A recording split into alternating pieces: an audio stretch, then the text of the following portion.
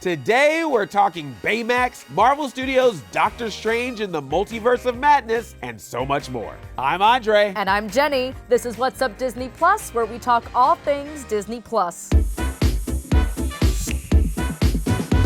We're going back to San Francisco with Baymax. This all-new original series of shorts from Walt Disney Animation Studios follows Baymax as he does what he has been programmed to do: help others. Now we're so excited to be joined by Baymax producer Roy Conli, who is one of the filmmakers behind 2014's Oscar-winning feature, Big Hero 6. Welcome to the show, Roy. Thank you. It's great to be here. Roy, what can you tell us about Baymax the series? Baymax the series is Disney at its best. I mean, it's got lots of humor, it's got lots of heart, and incredible animation. And the series truly celebrates one of my favorite characters in Disney lore, and that's Baymax. Yeah. And reteaming with my old partner, Don Hall and Brad Simonson. I was going to ask you about Don Hall because he was the director of Big Hero 6. What was it like to reunite with him? Oh, it's great. I'm a very fortunate guy because I think Don Hall is one of the best storytellers at Disney Animation. And he creates these amazingly beautiful and inventive worlds that are just phenomenal. And, I'm working with Don on a film right now that comes out in November called Strange World that I'm very proud of. And I can't wait for you guys to see it. It's going to be phenomenal. Working with him, it's just working with an immense talent. And he knows how to get people moving in the right direction together. And that's what you want in the director. Oh, absolutely. That's amazing. How does Baymax the series explore more of Baymax's programming? Well, we're going back to the original programming that Tadashi Hamada, Hiro's brother, actually instilled in Baymax, and that is as a healthcare robot. The whole series is focused around Baymax going around the town helping people and ensuring that their health is the top priority. It's funny, you put a super suit on him and he's really, really lovely, but you put him in his just regular marshmallow being and he is just so much fun. He's a huggable robot, but down deep, he's there to take care of you. When you said hug, I'm like, that's exactly what Baymax is to me. It's just one big giant warm hug. Very marshmallowy hug. How did the team come up with new scenarios to put Baymax into? Were there any stories or ideas you knew you wanted to use in the series? The process was amazing. We all got into a room. We brought in a bunch of story artists who worked on the original film, and we literally put together a book of stories. We had a good 15, 20 different stories that we were working with. We culled it down to 6. It kind of made a beautiful little thematic arc. And the cool thing was some of the storyboard artists who worked in that room while we were developing stories actually ended up directing some of the episodes. That's awesome. One of the stories, which is called Sophia, the story artist, Lissa Tryman, the idea came from her. And ultimately, she ended up directing that. So that's very cool. So it gave it a lot of opportunities to artists to actually expand their creative and artistic potential. Baymax is such a beloved character. Like, he's such a great part of the story of Big Hero 6. I think I still do. Just like, yeah. So why do you think Baymax connects with audiences around the world? Well, he's so caring. That's the great thing. He was programmed to do good. And because of that programming, he's also very logical. And sometimes that logic can kind of get people to a truth without judgment. And that's what I think he's really amazing. He's kind of more human than human in a certain sense. He's got so much compassion. Absolutely. Like, just hearing him speak is like receiving a hug. Exactly. It's very calming and soothing. Yeah. So what do you hope viewers take away from Baymax the series? You can be a hero without a super suit.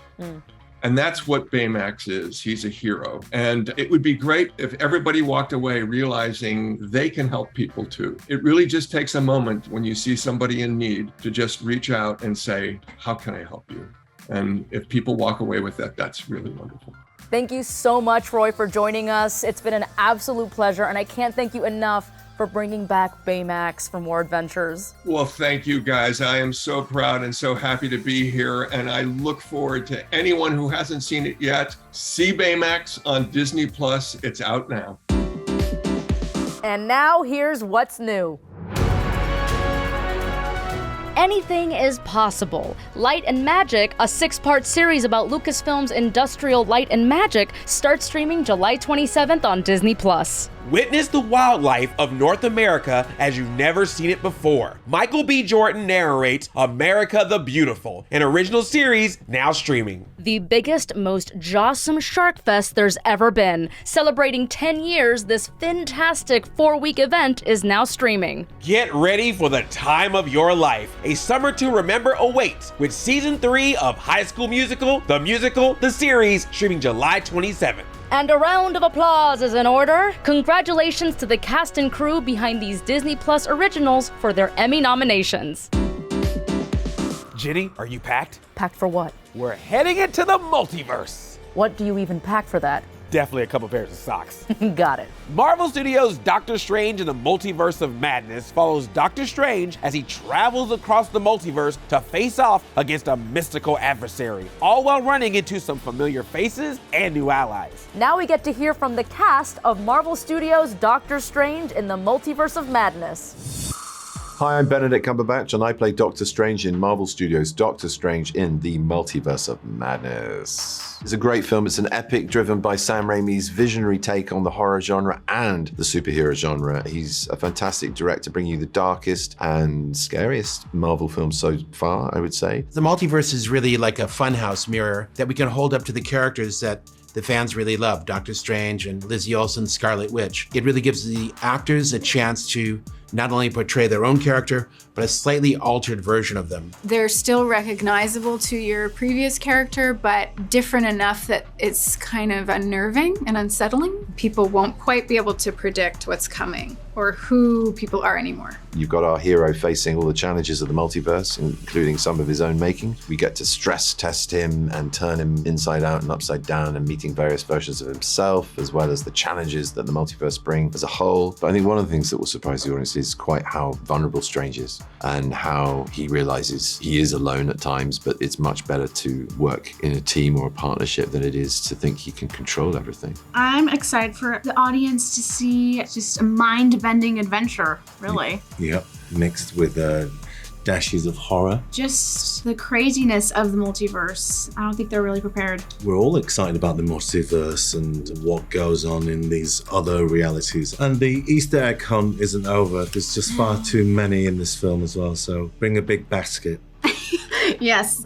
There's a lot of twists and turns in the second and third acts that I don't think the audience will be ready for. We really took out all the stops visually and sonically to give the audience that kind of trippy, heady experience. You can stream Marvel Studios' Doctor Strange in the Multiverse of Madness now on Disney+. We got heroic with Baymax and explored the multiverse with Marvel Studios' Doctor Strange in the Multiverse of Madness. That's our show. Be sure to head over to Disney Plus to stream all these and more. We'll see you next time. Andre, what are you doing? I'm trying to open a portal to my car. Are you trained enough to do that? I'll give you a ride home. Thank you. No problem. I hope I have portal insurance.